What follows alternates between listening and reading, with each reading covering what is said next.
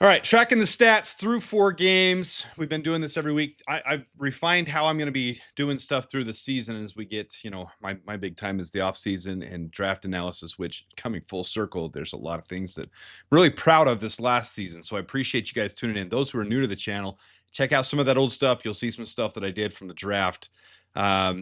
And then during the season, I like to do the analytical stuff. So this is stat tracking. I've said in the previous weeks, I'm only doing offense for the first 4 games. After the bye, I'll start doing defense and the stat tracking too, just so you know why I'm not doing the defense yet. I think it just takes a little bit of time for those things to come together on the defense to get a better picture. You can kind of see some things on offense before then, but and those who don't know on Twitter, it's just my name, at Adam H. Mason on Twitter. I don't ever encourage anybody to follow me on Twitter because I'm unashamed. I have opinions, and that's fine if you want to go check it out. But I have been posting some all 22 stuff this morning on Twitter, so if you want to check that out, you can.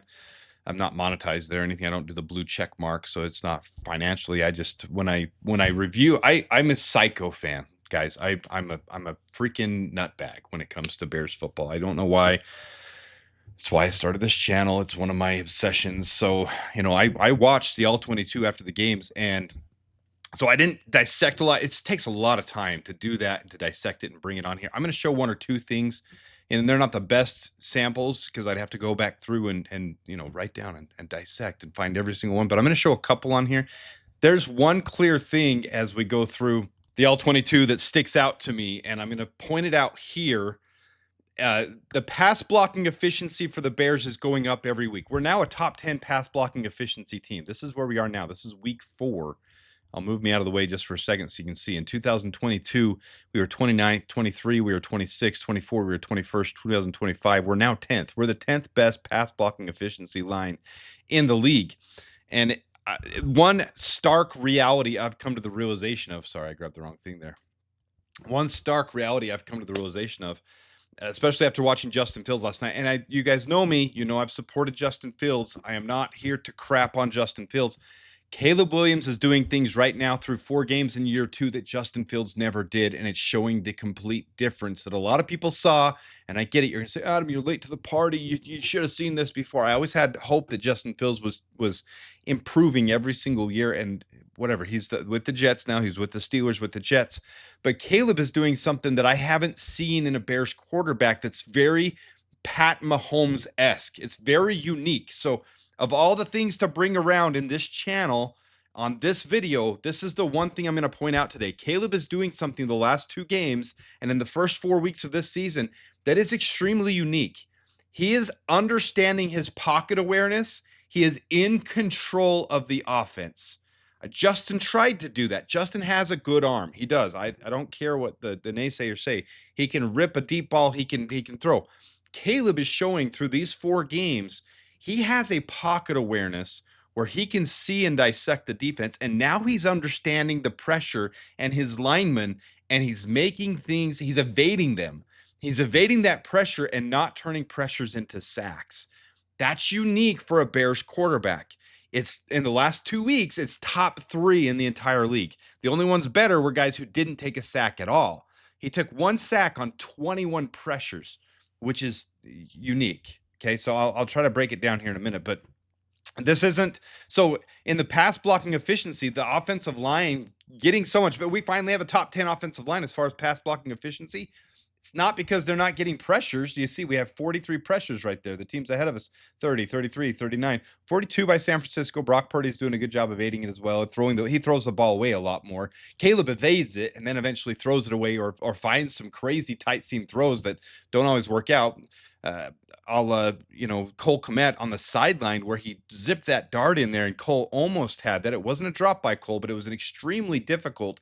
I mean, we're talking big time throw if that would have been caught. Very difficult situation. But even behind us, 41, 43, 50, some of these down here, Seattle 33 pressure. So it's not that the pressures aren't there. This offensive line is allowing pressures to happen. Not at a crazy rate, at a normal rate.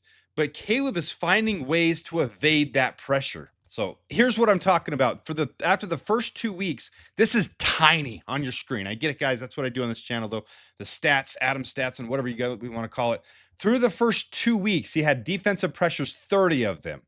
He had allowed 6 sacks. Okay, some of that's on the line, But as we're seeing over the last 2 weeks, his insane awareness, his Pat Mahomes type of awareness, makes it so he can evade those. He's come to a new level of taking his game. He's taken his game to a new level. He's come to a new level of understanding of the pocket, and he evades it, he escapes it, or he throws it away. He's getting so good at it. So through those first 2 weeks, it was very much like last year, 20% of his pressures turning into sacks. Look at these last 2 weeks. Week 3, he had 8 defensive pressures, which that's great on the offensive line. This shows more about the offensive line against the Cowboys. We didn't allow hardly any pressure, only 8 in the entire game. That's phenomenal. 13 this last week is a little normal to below normal. 13 is not great.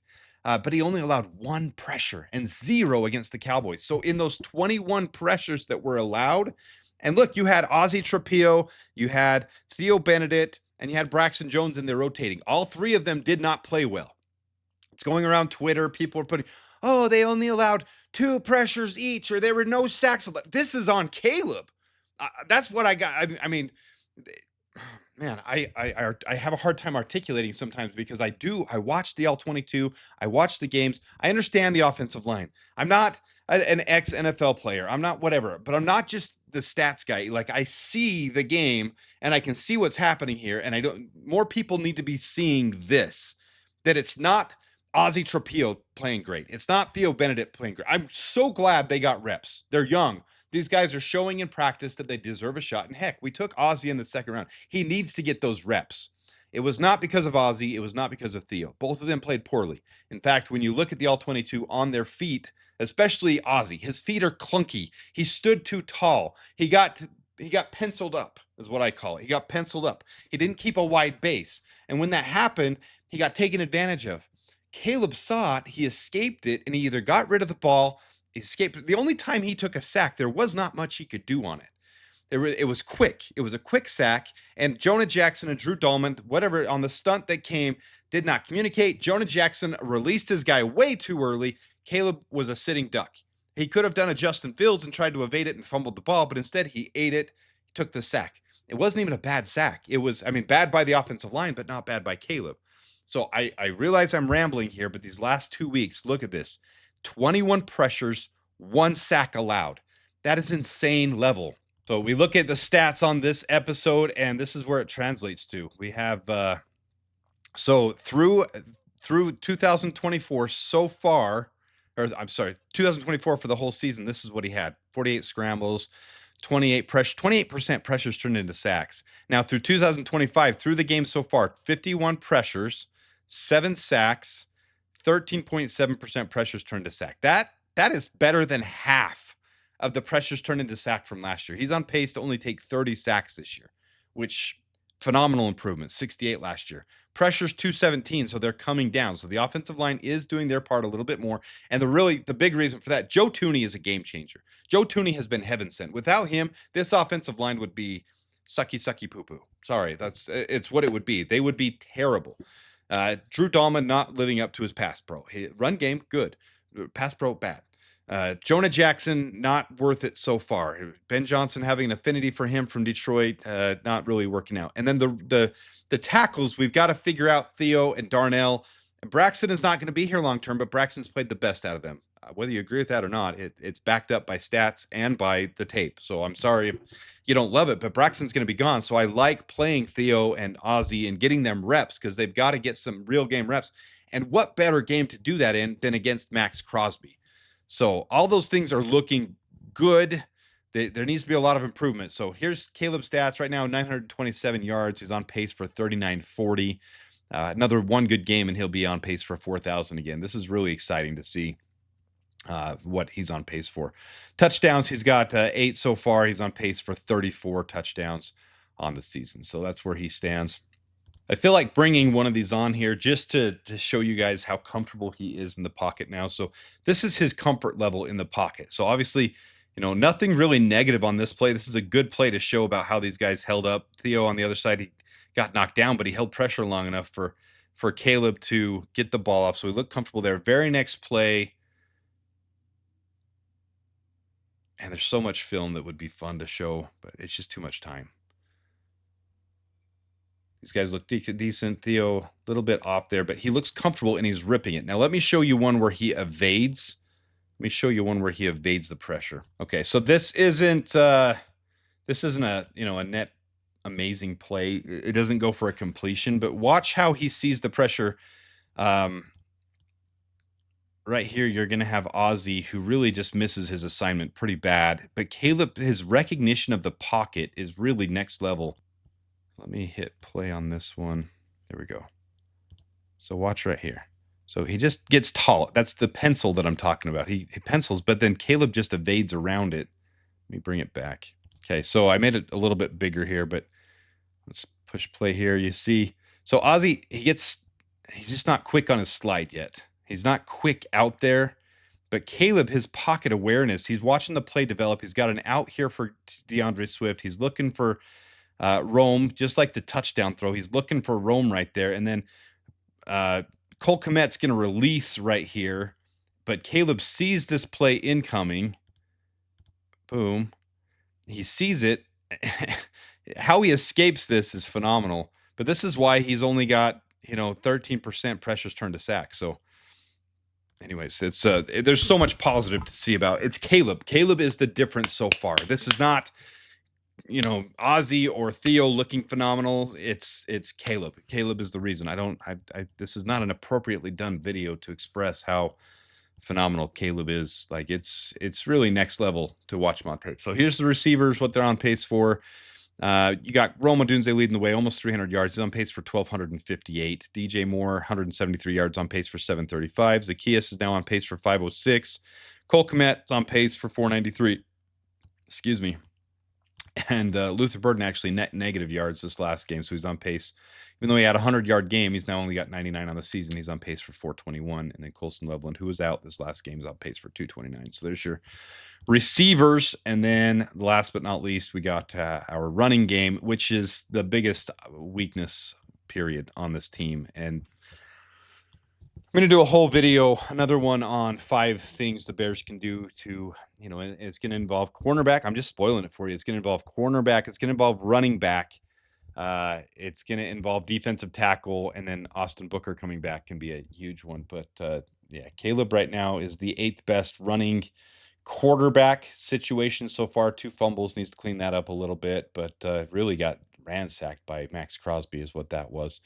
DeAndre Swift only on pace. Our best running backs only on pace for 795 yards. Kyle Monangai this last game looked pretty freaking solid. I hope the Bears are really going to consider giving him more reps. Yards after contact now on the year for Kyle Monangai, 235, but this last game was up there, 3 or 4.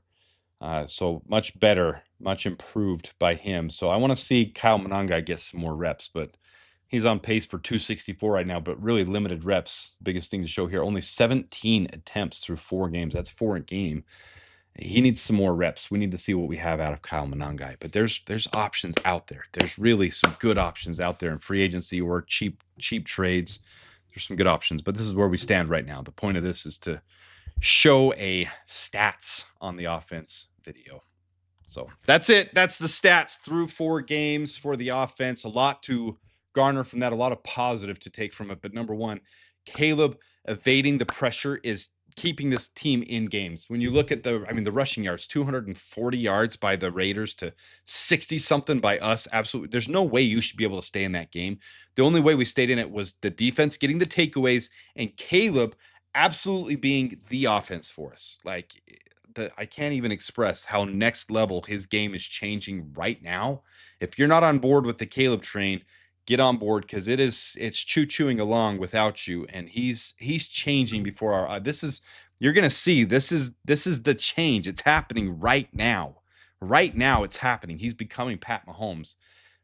Is that a little too much to? Yeah, I don't know. I really think that you're seeing some special things out of him right now. So appreciate you guys tuning in. Thanks for being a part of the channel. Thanks for subscribing and liking. If you haven't done that, please do so. Viewership is stable, but the membership, the people joining has kind of leveled off. So I don't know if the algorithm isn't getting to as much people. So if you don't mind hitting the like button, subscribing, I do appreciate it. Until next time, Dub Bears and Bear Down. Bear down, sports making Chicago proud.